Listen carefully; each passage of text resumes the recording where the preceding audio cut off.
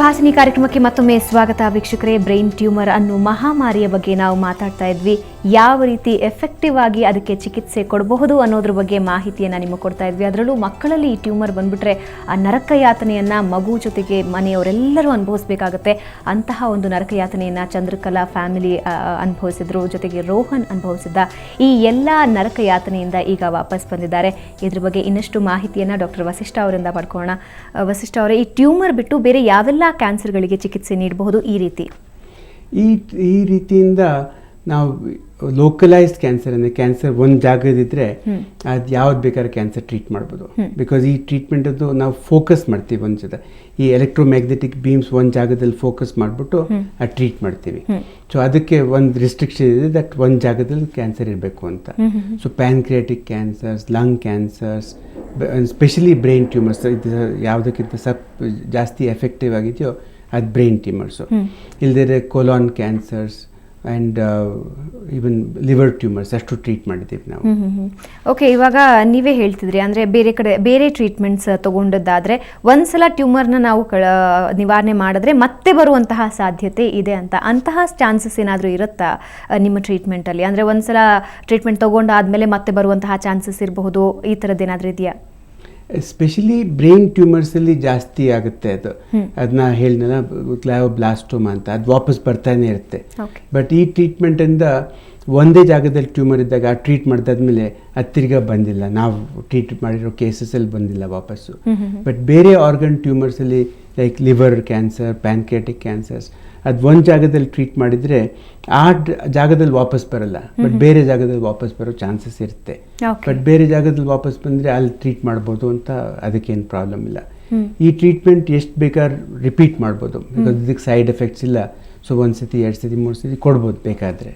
Okay, so Rohan, ಇವಾಗ ಏನೂ problem ಆಗಲ್ವಾ ಓಡಾಡೋದಕ್ಕೆ, ಫ್ರೆಂಡ್ಸ್ ಜೊತೆ ಮಾತಾಡೋದಕ್ಕೆ, ಓದೋದಕ್ಕೆ, ಸಿಸ್ಟಮ್ ಮುಂದೆ ಕೂತ್ಕೊಳ್ಳೋಕೆ ಏನಾದ್ರು ಪ್ರಾಬ್ಲಮ್ ಆಗುತ್ತಾ? ಇವಾಗ ಏನಿಲ್ಲ, ಇವಾಗ ನಾನು ಎಲ್ಲ ಆರಾಮಾಗಿದ್ದೀನಿ. ನಾನು ಆರಾಮಾಗಿ ಓಡಾಡ್ಕೊಂಡಿರಬಹುದು.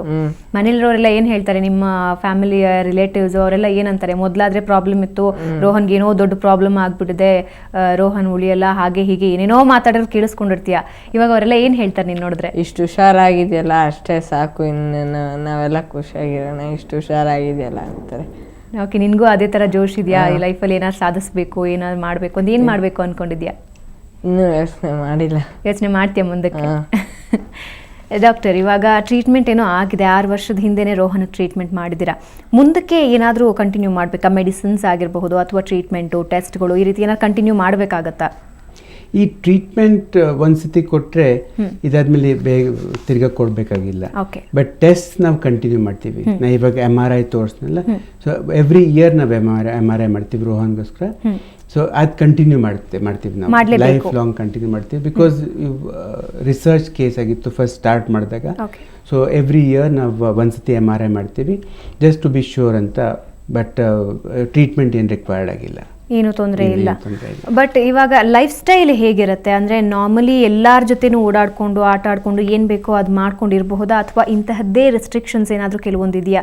ಇಂತಹದ್ದೇ ತಿನ್ನಬೇಕು ಅಂತಾಗಲಿ, ಈ ಥರದ್ದೇ ಕೆಲಸ ಮಾಡಬೇಕು ಅಂತಾಗಲಿ, ಈ ಥರ ರೆಸ್ಟ್ರಿಕ್ಷನ್ಸ್ ಏನಾದರೂ ಇದೆಯಾ? ಇವಾಗ ಏನು ರೆಸ್ಟ್ರಿಕ್ಷನ್ಸ್ ಇಲ್ಲ. ಇವಾಗ 6 years ಆಗೋಯ್ತು ಫಾಲೋ ಅಪ್ದು. ಪರ್ಫೆಕ್ಟ್ಲಿ ನಾರ್ಮಲ್ ಹ್ಯೂಮನ್ ಬೀಯಿಂಗ್ ಅಂತ, ನಾರ್ಮಲ್ ಚೈಲ್ಡ್ ಅಂತ ಟ್ರೀಟ್ ಮಾಡ್ತೀವಿ ನಾವು.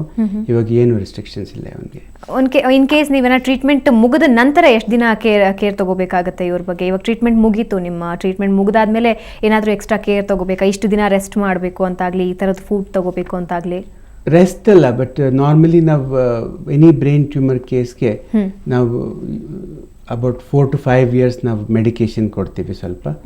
ಅದು as in any normal brain tumour ಅದು ಕೊಡ್ತೀವಿ. ಆ್ಯಂಟಿ ಎಪಿಲೆಪ್ಟಿಕ್ ಟ್ರೀಟ್ಮೆಂಟ್ ಕೊಡ್ತೀವಿ. ಅದಕ್ಕೆ ಸ್ವಲ್ಪ ರೆಸ್ಟ್ರಿಕ್ಷನ್ಸ್ ಇರುತ್ತೆ. ಬಟ್ ಡ್ರೈವ್ ಮಾಡ್ಕೊಡ್ದು, ಬಟ್ ಎನಿವೇರ್ ಅಂದ್ರೆ one is too small to drive. But ಅಷ್ಟೇ, ಏನು ರೆಸ್ಟ್ರಿಕ್ಷನ್ಸ್ ಇಲ್ಲ. ಓಕೆ, ಇವಾಗ ಅಡಲ್ಟ್ಸ್ ಮತ್ತೆ ಮಕ್ಕಳು ಇವರಿಬ್ಬರನ್ನ ಟ್ರೀಟ್ ಮಾಡುವಾಗ ಒಂದೇ ರೀತಿಯಾದಂತಹ ಟ್ರೀಟ್ಮೆಂಟ್ ಇರುತ್ತಾ ಅಥವಾ ವ್ಯತ್ಯಾಸ ಇರುತ್ತಾ? ವ್ಯತ್ಯಾಸ ಇರುತ್ತೆ. ಯಾವ ರೀತಿ? ಫ್ರೀಕ್ವೆನ್ಸೀಸ್ ಬೇರೆ ಬೇರೆ ಇರುತ್ತೆ, ಟೈಮ್ ಡ್ಯೂರೇಷನ್ ಬೇರೆ ಬೇರೆ ಇರುತ್ತೆ. But total cycle duration 28 days ಆಗಿರುತ್ತೆ. ಬಟ್ ಅದು ಚಿಕ್ಕ ಮಕ್ಕಳದ್ದು ಸ್ಕಲ್ ಇರುತ್ತೆ, ಸ್ಕಲ್ ಇನ್ನೂ ಸ್ವಲ್ಪ ಥಿನ್ ಆಗಿರುತ್ತೆ. ಸೊ ಅದಕ್ಕೋಸ್ಕರ ಬೇರೆ ಬೇರೆ ಇಂಟೆನ್ಸಿಟೀಸ್ ಯೂಸ್ ಮಾಡಬೇಕಾಗತ್ತೆ.